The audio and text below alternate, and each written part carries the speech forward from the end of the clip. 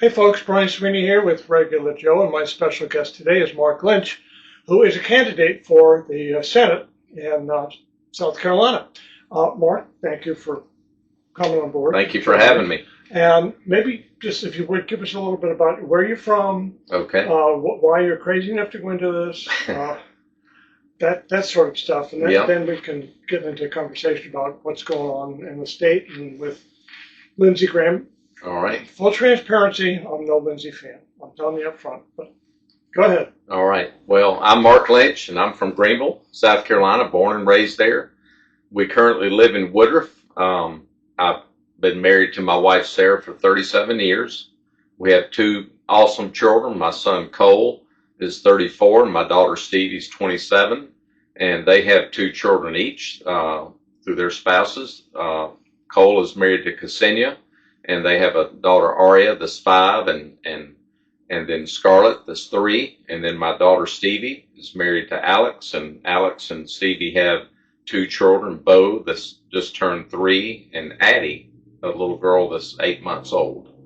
Um, we run our family business in Greenville called Jeff Lynch Appliance and TV Center. Our business is in its 73rd year.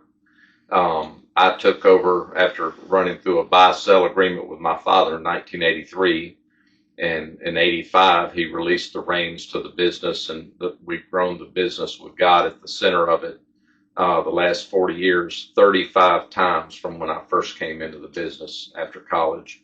And at that time we had 5 employees. We now have 110, and we've been debt free personally and corporately since 1999. And so I'm just a businessman. We sell appliances and furniture and bedding and electronics in Greenville. We belong to a multi-billion-dollar buying group that gives us one voice to a manufacturer, and that helps even the playing fields in our buying. There's 3,000 members in the group, and we're in the top 80 of the group, called the Brand Builder Division in the United States. And God's blessed us, and He really knows how to run a great company. And I can remember back years ago um, when there's a certain area in my office, my father gave me a picture of a modern businessman sitting down with Jesus. And that's just a location in my office that I thank God for another awesome day at work.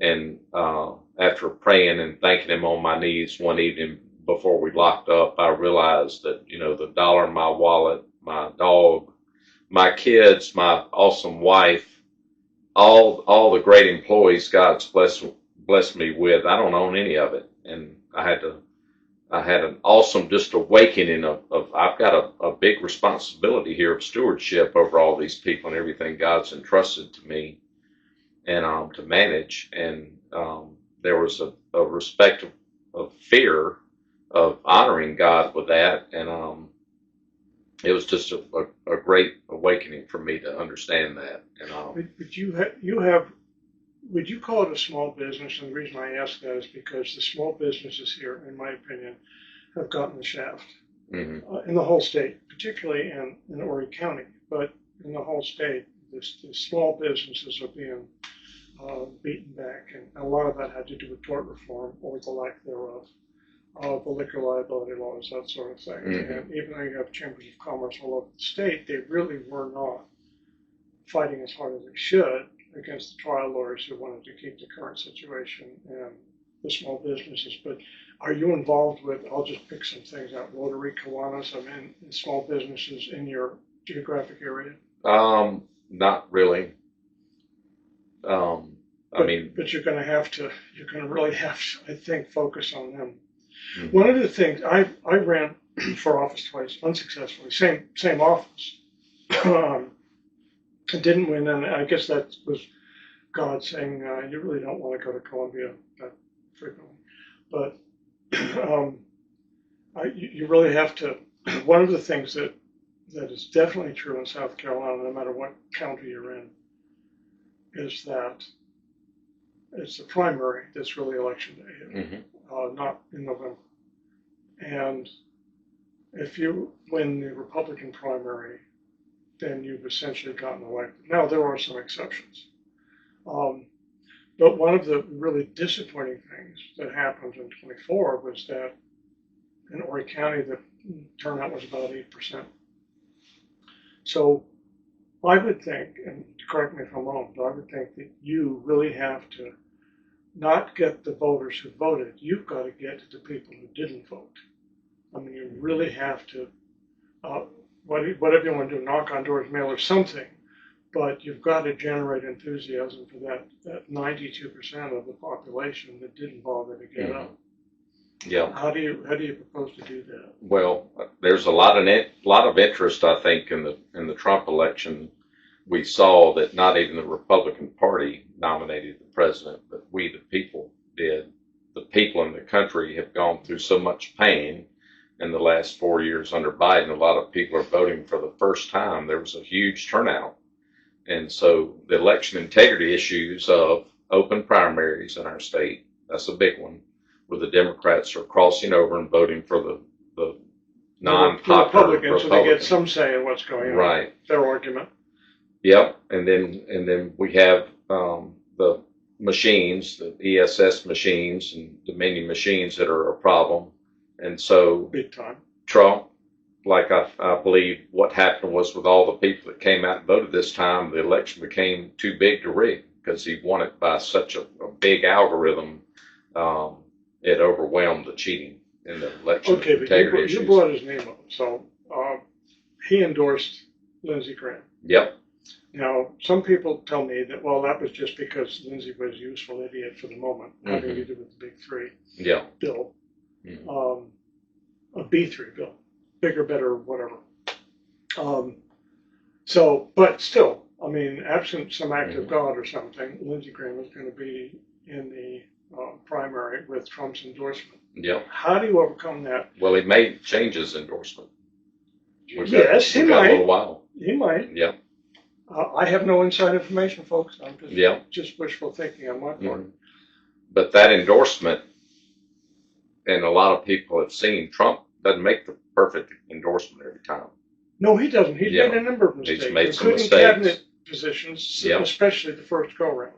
And when that endorsement came out, we knew, our campaign team talked about it, that normally the incumbent, the party will protect and endorse them. And so we were hoping maybe Trump wouldn't endorse either candidate, myself or Lindsey, but he did endorse Lindsey. And even Roger Stone said it, I've known him for 45 years, and sometimes we just throw our hands up. We don't know why he does what he does, but I Trump have my endorsed own thoughts him. on that, but I'm not going to voice them. But I think the endorsement it's a slim Senate majority in the Republican Party, and he needed Lindsey to vote correctly and get what he needed out of him. But he's still not giving Trump what he wanted, and he's fighting him on everything. And then but the endorsement, as it went out all across the country on social media and everywhere, everybody was commenting, and the general theme was, we love President Trump, we respect him, but that endorsement won't save Lindsey this time. Well, actually, today I saw a news blurb about a survey taken, I think it was from, I'm not sure where, but anyway, from what I read and from what I sense in talking to people, Lindsey's got a much bigger problem this year than he ever did before. He is detested in many parts of the state for a variety of reasons. Oh, yeah. But having said that, he's also got, give or take, $100 million to blow on us. Yeah.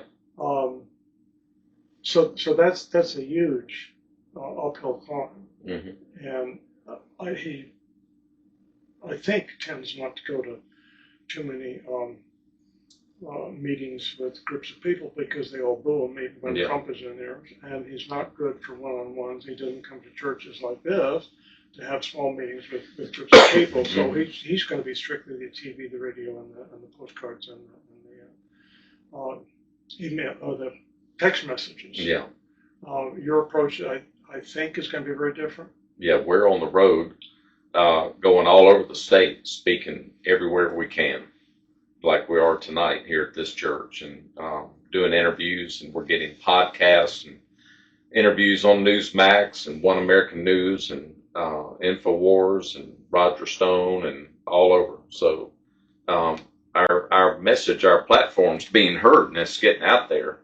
And, all my life, we've been a David versus Goliath story. Our business, being a mom and pop appliance furniture store for 73 years, but we battle the global giants like Lowe's and Home Depot and Rooms to Go and Mattress Firm and those kind of stores. And in our market, within a 75-mile radius, we eat their lunch every day. And we're a big player today in our market. We dominate the market where we're from in Greenville. Good. And, Lindsey, I know, had about 106 million in the last election. Lockheed and some of the military industrial complex organizations donated millions of dollars to his campaign because he's a war monger. He's on the news today talking about, we need to take out the Ayatollah and get our men and women involved in the war again with Israel. And I'm not for that. That's a last ditch effort if we have to send our men to war and our women to war. And it needs to be a congressional decision, not an individual, especially just one U.S. senator out there running his mouth about that. But Well, you've raised, I think, an interesting point about he had 106 million. mm-hmm. Now, I've been through all of the donations through the FEC.gov. Mm-hmm. And from year one, with respect to Lindsey Graham, I can find a total $91 million in contributions. So obviously I missed something. Lockheed Martin was not on there, by the way. Mm-hmm. So do they give to some PAC or something? Perhaps they do, but Probably. but Mm-hmm. the PACs weren't listed either. Mm-hmm. So I haven't been fishing deep enough Mm-hmm. in order to get it, because you can't possibly have had $91 million in contributions and still have being as long as he has in the Senate, which is too long, and spend as much money as he has. So he's getting it from someplace, and I'm trying to dig into this. I don't know exactly where he's getting it, but I hope to find out. It isn't from the rank and file, and a lot of his money comes from out of state. Yeah. Anybody in the country can donate to a U.S. Senate campaign. Yes. And he, as an individual, has donated to some interesting people as well. But I won't go into that right now. But you ran, I think, for state senate back in 2020. 20, yes. Sort of in my wife said, "What, you're going to do it again? Are you crazy?" Well, yeah. So you ran for state senate and didn't win. No, I lost by 5%. Yeah, I thought it was a very close race. Yeah. But again, that was a primary in effect. Mm-hmm. I mean, that was really the election day. Yes. So, but you've decided to do it again, and this time it's a much bigger pot. Mm-hmm. Sort of what made you decide that this is what I have to do, and this is when I have to do it? My knowledge of national security information, working with some top people in the country, was the reason I was asked to run back then for a state senate position. And we ran, and that was with COVID, and we couldn't knock on doors after like February, March, because people were scared and they were wearing masks and everything. So it was hard to get recognized and to speak publicly. We just had 2 minor public speaking engagements, one in Greenville, one in Spartanburg, with about 70 people at each one, and that was it. But we still did well. Mm-hmm. But having run that race, people that got to know me said that I was different, that, I brought a no compromising type approach to politics. I'll stand on God's word and the Constitution, and I won't bend on that. Those are the filters that will check any bill or idea that comes across my desk and how I would vote. I don't need the money. I'm not, I have accountability people in my life at work and in Bible groups, and men that are authorized to call my wife if they see me go to lunch with another woman, or hit me with a 2x4 or shake me up or pour ice water on me and ask me what am I doing if I'm making a bad decision. But people have asked me these last 4 years, when would I run again for something? And there wasn't really anything to run for. The state Senate district I ran in District 12, when Scott Talley won, the first thing he did that year was a redistricting year. He drew me out of the district about 100 yards. So I couldn't run against him again. Anyway, so after being poked and asked and questioned if and when, why don't I run for something? And because people have been talking about Lindsey Graham, and my wife and I prayed about it, and we talked to consultants, and the first of the year in January, after prayer, we decided that we would jump in and do this, that it was a calling from God to do it. And we felt a cleansing, a wash, and there was a little bit of drawback because I didn't want to fly to DC every week. And, we've got grandchildren now, and there's a time to enjoy those kind of things in life, but I don't see a problem with that. And we've got a direct flight. It's an hour and a half from Greenville to get there. So we felt good about it. My wife's all in, and she said, I don't know anybody else that can run. We've looked, we can't find anybody. So I'm willing to do it. So, but interesting point though. I mean, we talked about Lindsey Graham and supposing Trump withdraws the endorsement. Do you think that's going to open it up for other people to come into the? I don't know. We've heard talk of other people thinking about getting in. I know Trump wants to see how much skin people have in the game, and they want to see polling. And so my wife and I have been blessed, and I'm not boasting, this is just a God thing, but we pushed $5 million of our own money from our retirement fund, knowing we can lose it all, to jumpstart this a campaign that we're running, and that lets people see we're in it to win it. We're not here just to play around. We're here to go all the way. Well, but you mentioned that you don't need the money, folks. That's not to say he doesn't want contributions. Right. That's just, it takes a lot more than that. It takes a lot more than that. Saying you don't need the money to live a comfortable life is one thing. Running a campaign is something entirely different. Lindsey Graham, as you know, has tens and tens of millions of dollars from the war machine, from all kinds of corporations and PACs, et cetera, et cetera. Well, let's say I'm trying to put this diplomatically. Would you turn those down if they were offered? Donations from the Lockheed Martin, Raytheon, all the big DC PACs. I'd have to see who they were and what, if there's any kind of bondage they're trying to put me in. Okay. I'm not going to be bought and but controlled. You would vet whoever. Absolutely. Yeah. Okay. Because I know Lindsey's got he's drowning in money from all of these special interests. Yeah. In our business, when we have a bad product, sometimes it doesn't matter how cheap a price you put on it. If nobody wants it, they don't want it. And I think Lindsey might be at a point where it doesn't matter how much he spends in advertising, how many direct mail cards he sends out. He's not a viable candidate. People don't want him any longer.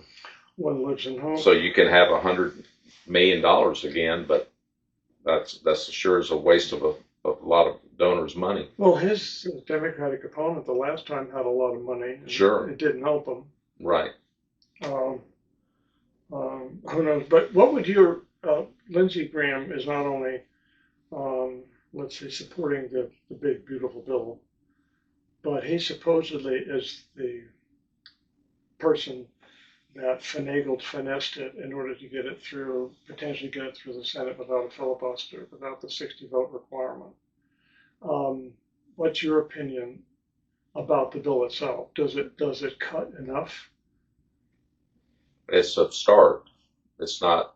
I think I think we need to get rid of income tax and property tax completely Through the U.S., not just South Carolina. Right. Okay. tariffs will support what we need on that. And it's not constitutional to have the income tax and property tax we have. If I paid for my property or my car or my home, I shouldn't have to keep paying taxes to keep it, or it gets confiscated by the government. Who really has the ownership of it? Yeah, right. So that's and then there's the inheritance tax too. right. That's horrible. Yes. Yeah. The government's getting us coming and going. But yeah. So I haven't obviously read the big beautiful bill, and I know there's like a 1.2 or 2.3 trillion dollars in there for the border finishing and other things, and I'd have to see it. So it's hard to accept more and more spending at that level to get the tax cuts too. I want to see the bills separated and quit throwing all this extra pork into bills and making it hundreds of pages long. We need an attorney to read it to us to understand it all with all the language in it. It's just overly complicated. Yeah, maybe we can get artificial intelligence to put it in plain English. Who knows? But you talked about pork, and that to me is a good segue. Are you familiar with USAID? Yep. Are you familiar with International Republican Institute? Mm-hmm. And who's on the board of directors? Lindsey. Among other Mm-hmm. disreputable folks. Do you have any sense for how much money they've spent on trying to promote democracy in Nigeria or Russia or? I haven't seen those numbers. I know they've been currently over like $130.7 million that they're overseeing. And more. Considerably more than that. Yeah. So that's probably in the trillions, the foreign aid that's going out of there. Oh, USAID? Well, Mm-hmm. the International Republican Institute doesn't get all of it. I mean, Mm-hmm. they get a share. But the 2021 was the most recent tax report that they filed, and they had under $122 million. Mm-hmm. All of it was, except for about 1.2 million, was from the State Department, USAID. And they spent it on Sub-Saharan Africa, democracy promoting this, in South America and Russia. I don't think they hit North Korea, but there's like 40 some odd pages in the tax report that tells you exactly where Mm-hmm. that money went, and it's like you want to just hit yourself in the head and say. Yeah. And Lindsey, I don't know what he knew about it, but he is on the board of directors, so if you're not paying attention, he shouldn't be on the board of directors. Right. Has that, from your campaign efforts, is that public knowledge? Yes, we show a slide about that tonight. Oh, good. Mm-hmm. Because that is really, you want to get people's attention. Mm-hmm. You talk about taxes and you talk about, well, property tax, income taxes, but what they're spending that money on. And right. That's a complete waste of time unless it's being funneled back somehow. Yeah. We don't need to be promoting democracy anywhere. And that's not what we are in the United States either. We're a republic. Well, that's true, but even if you would have conceded that we were a democracy, okay, that's our business. It works for us. Mm-hmm. But I don't really think we're going to convince Vladimir Putin to. No. I don't. It's not going to work. Or we don't need to be paying for some LGBTQ project in some foreign country with money from USAID. That's right. It's ridiculous. Just plain embarrassing. Yeah.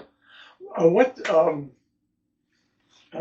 touching on a lot of stuff, and I don't know whether anyone in the audience is going to ask this or not, but they might, given Mm-hmm. what you're going to be presenting. What is do you know of Lindsey Graham's history in terms of supporting or voting in favor of federal judges? I know that he appointed and voted for a lot of Biden's appointments. One of them was Judge Herson, who, when Trump first took office this year, wrote an executive order to eliminate sexual transgender surgeries on children, mutilating our children. And Judge Herson Lindsey was one of 3 senators in the Republican Party that voted for Herson, and Herson overrode that and vetoed or stopped the executive order that Trump was doing about the transgender mutilation surgeries. Right, and Lindsey Graham will probably maintain that he didn't vote for Judge Jackson, which is true if you're talking about Supreme Court, but he did vote in favor of her for the Washington, D.C. Appellate Division. Mm-hmm. So you'd like to think he finally woke up when it came to Supreme Yep. Court, but he got her into the position to get into that in the first place, and he's partly responsible for that. Yep. Along with a host of other ones that, like, they're the ones that are all blocking Trump from doing what he wants to do. Yeah, we cover his voting records, and constitutionally, I think his lifetime record is 57% voting constitutionally. He's voting with the Democrats, so that's who he is. When we started our campaign, within a month, we got a call from what's the organization name? My mind just went blank.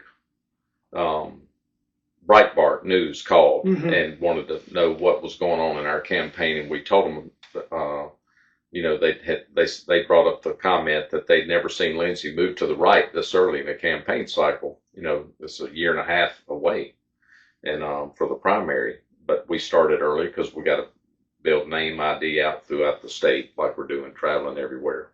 But we told them about an article, and we gave them that information of an intercorrespondence email. We'll talk about that tonight too, where Paul Harstad, Obama's chief pollster campaign, and the campaign was talking to John Podesta of Pizzagate, and they were having an inter email correspondence. Can't that guy. Right, and And Obama and them said Lindsey will be the greatest ally to the Democrat Party we've ever seen.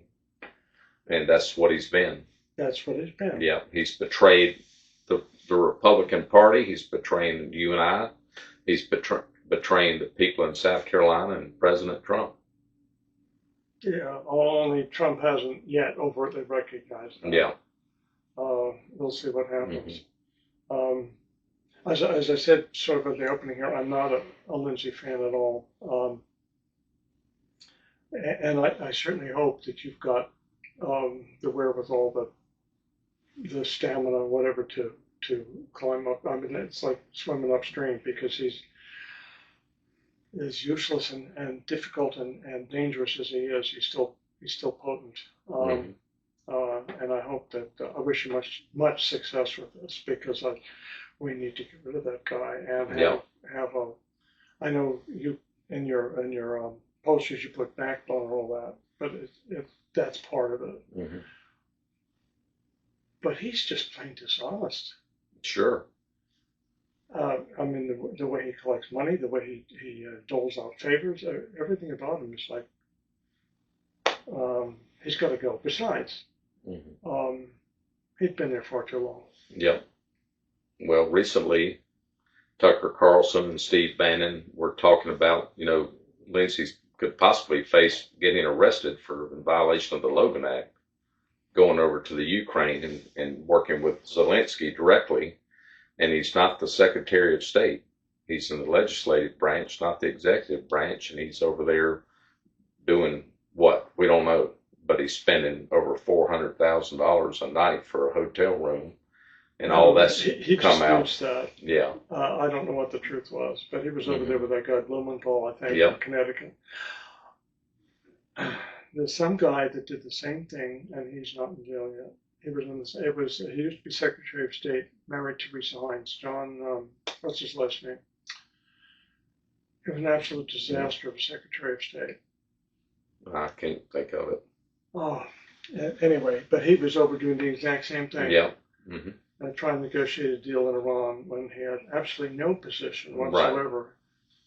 Right. I don't understand it. He took over from Hillary Clinton as Secretary of State. Well, whatever. It'll come to me as soon as we leave the room. But I want to thank you for taking the time. Yes, sir. I'm going to film later today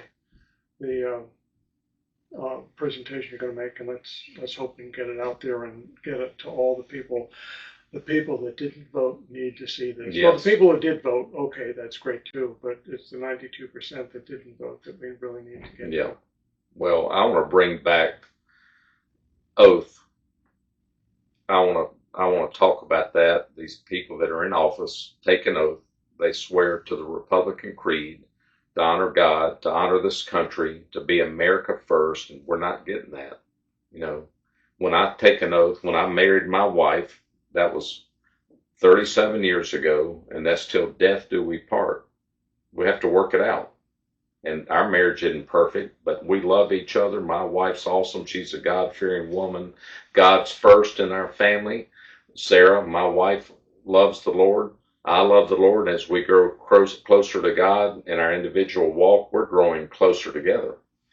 Um, but it's about making an oath. I have a covenant that we made. It's a promise, a covenant before God and before my wife when we got married. If I get elected, I will take an oath in my office position to protect against foreign or domestic enemies and to remain a true Republican to promote life, liberty, and the pursuit of happiness. And I take that oath and I will fight to stop abortions in this country, the murder of children, and I'll fight to keep America first in everything I do. And if any bill comes across my desk that doesn't honor God and doesn't honor the Constitution, it stops there for me. Well, your magic word, abortion. Here you've got Lindsey Graham, Mhm. who supposedly had been endorsed by the Three partial life organizations, I call them. Yeah, who get their sources from some money from some interesting sources. Yeah. But anyway, he thinks the federal government has some say in this when SCOTUS said they don't. But even if the feds did have some say in it, he's content to have, not from conception, but he's going to put in there you can't have abortions after a certain number of weeks. Or you can't, he may try to ban the abortion pill. And if that's the Fed's business, I would certainly hope that he could do it, but I don't think he would even try. But he hasn't used whatever influence he's got in South Carolina. Because South Carolina's heartbeat bill is not good. No, we're murdering approximately 30% more babies since the heartbeat bill was passed than previous. And I'm told that has to do with the abortion pill drug. That out-of-state abortions. Yes. So no, it's got to stop. It's murder. I know it. I know it's murder, and I can't. From the perspective of it's murder, yes, but also SCOTUS said it was a state issue. And Lindsey, you have nothing to say about it on the federal level. So use your influence in the state. Yes. You don't have power necessarily, but you've got influence. Absolutely. And he has not used it. Yeah. I would be influencing our governor, McMaster, and the rest of the people in the state and Senate, to House and Senate in our state to get that abolished. God help. Make a plug for your campaign. How can people? Yeah, so y'all can help us. Number one is prayer. We win this on our knees. This is a David and Goliath event, but Lindsey Graham's just a man, right? And if God's through with his appointment and it's my time, that's going to happen. And we're just walking it out, and God's will be done. Go to Lynch for Senate. That's our webpage, lynchforsenate.com. And you can contribute there, donate. It takes a lot of money to do the TV commercials and the direct mail and the signs and everything we have to do to carry this campaign out. But we'll do it with Doge, I promise you. We'll do it very efficient, and we'll only spend the money that we have to do this. And we're not going to have the budget Lindsey has. We're not going to have $100 million. But we think it could take 10 to 12 million, and I've put 5 of it in, and we need to get the rest from all you awesome people out there that want to help save this country and our state of South Carolina. And I might also say that even though as senator you wouldn't necessarily have direct power to do anything within the state, you mentioned Doge, and boy, the South Carolina needs Doge. Yes. Doge big time. Yeah. And even if you didn't have the power, you would have the influence. Yes. So, Yeah. Well, and I'll help keep the other boys in the Senate chambers in D.C. accountable too. I promise you that. Yep. So Once again, the website, and do you have a Facebook page? yes, Mark Lynch SC, Mark Lynch SC for Facebook, and go to Lynch for, that's Lynch FOR Senate.com. Okay. Thanks so much. Thank you. Once again, Yep. thanks for joining us. Appreciate your time.